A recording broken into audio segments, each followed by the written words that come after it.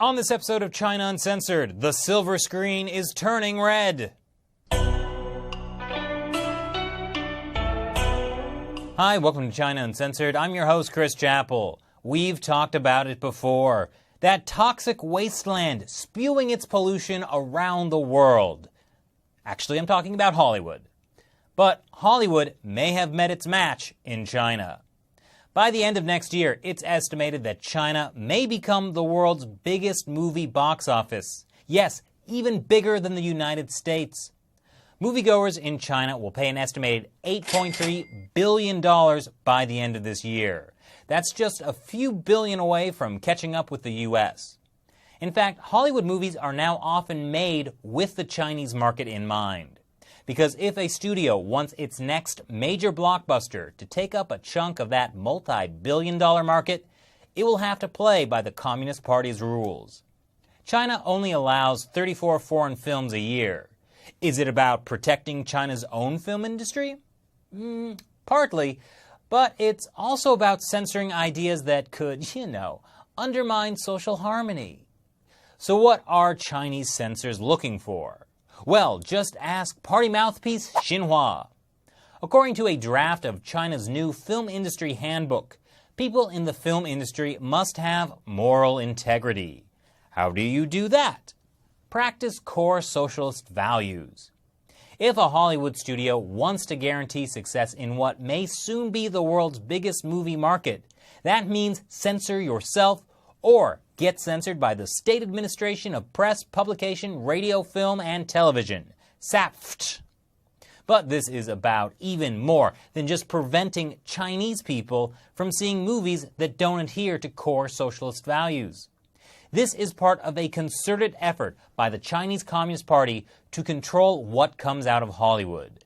They want to change the way Americans and the rest of the world think about China. For more on this, I sat down with national security and cyber espionage expert Joshua Phillip, who recently wrote this article in the Epoch Times. Thanks again for joining us, Josh. The last time you were on the show, you told us how China uses cyber espionage to wage war on the United States, and I couldn't sleep for a week. So, tell me why I can never enjoy a movie again. The Chinese Communist Party has vast systems of forcing Hollywood to self-censor or enticing them to co-produce films alongside the Chinese Communist Party so that they have a direct hand in censoring the films during the production process. Is this just to control what people see inside of China, or does it affect us here? It very much affects us here. Again, it ties back to what they call culture warfare, but also what they call soft power. This is altering the perceptions of the Chinese Communist Party and Chinese governance. You can't show the Chinese Communist Party in a negative light. You can't show the United States or the U.S. military in a positive light. Wait, how do they make Hollywood not portray the U.S. positively? Well, if the U.S. creates a film that shows the U.S. military or the United States in a positive light, that film cannot be shown in China. Really? And they lose the Chinese market because of that. So the film Captain Phillip, I think it was with Tom Hanks, that film that was banned in China because it showed the U.S. military, rescuing a one guy. The United States, mobilizing its whole military to rescue one person, which China would never do. This encourages Hollywood studios to never make a film showing the U.S. government in a positive light, because then that movie won't get into the China market, which is going to be the biggest movie market in the world. So why make a movie that won't make a lot of money? Well, and that's the idea. Why would, from the very get-go, they need to think, would we be willing to sacrifice, doubling our income, potentially, or just remove this scene that shows America in a positive light, or just change the script around a little bit so it doesn't show America positively or it doesn't show China negatively. And this is the kind of thought process that filmmakers are putting into their movies from the very get-go and through the entire process. And this is the environment of self-censorship that China has created for the film markets. Now that's interesting, because I always thought the reason China had those censorship laws was to control what people inside of China see.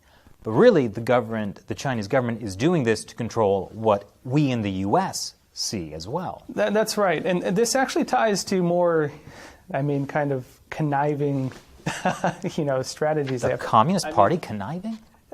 They directly call it culture war. In their own words, Hu Jintao has used that exact phrase. Sounds very cultured. So is Xi Jinping, as a matter of fact. Nazi Germany did the same thing, the Soviets did the same thing, and China is now doing the same thing as well. So I'm going to be thinking about this every time I see a movie now.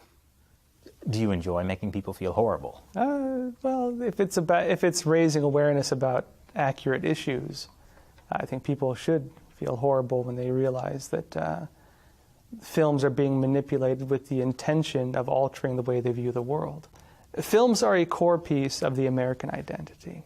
Films are a common topic we use in conversations with each other. For a lot of us, we quote films casually during conversations. It's you're sitting around with friends, you're going to quote a film or two 90% of the time. You're tearing me apart. And if a government is manipulating these systems of culture for the purpose of altering the way we view the world, altering the way we view ourselves, altering the way we view international issues, and I think it's an issue of serious concern. Well, thank you very much for joining us again today. Josh, what do you think? And if you'd like some more specific examples of how China influences Hollywood, check out my previous episode, 5 Hollywood Films Infiltrated by China. Want to read Josh's article?